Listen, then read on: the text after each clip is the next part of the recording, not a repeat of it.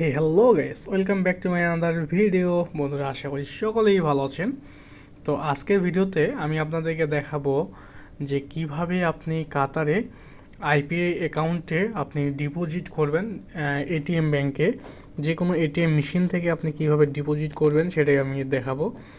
আপনারা জানেন, কাতারে থাকতে গেলে আপনার কাছে যদি একটা কার্ড থাকে, এটিএম কার্ড, তাহলে আপনার অনেক উপকারে আসে।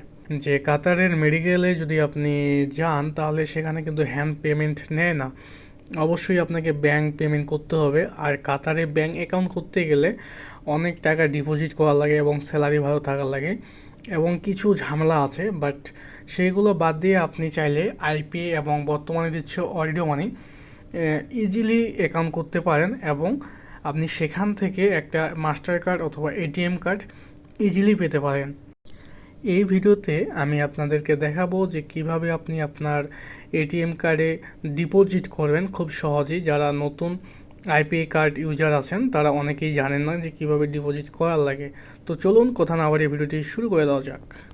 তো বন্ধুরা, প্রথমে আপনি আপনার আইপিএ অ্যাকাউন্টটি ওপেন করে নেবেন। ওপেন করে নেওয়ার পর আমার এখানে সিকিউরিটি রিজনের কারণে এটা দেখাচ্ছে না। তো ওপেন করে নেওয়ার পর আপনি সেখানে অ্যাড মানিতে যাবেন। অ্যাড মানিতে যাওয়ার পর সেখানে আপনি সিলেক্ট করবেন যে আপনি মাঝখানে যে থাকবে কিউসিবি, ওইখানে ক্লিক করবেন। ওইখানে ক্লিক করার পর আপনি কত ডিপোজিট করবেন সেটা দিয়ে কোড দিয়ে ভেরিফিকেশন করে নেবেন। আপনার সিম নাম্বারে কোড যাবে, কোডটা দিয়ে ভেরিফিকেশন করে নেবেন। তো সেখানে আপনাকে একটা কোড দেবে, সেই কোডটা আপনি এখানে বসাই দিবেন যখন আপনি এটিএম ব্যাংকে আসবেন।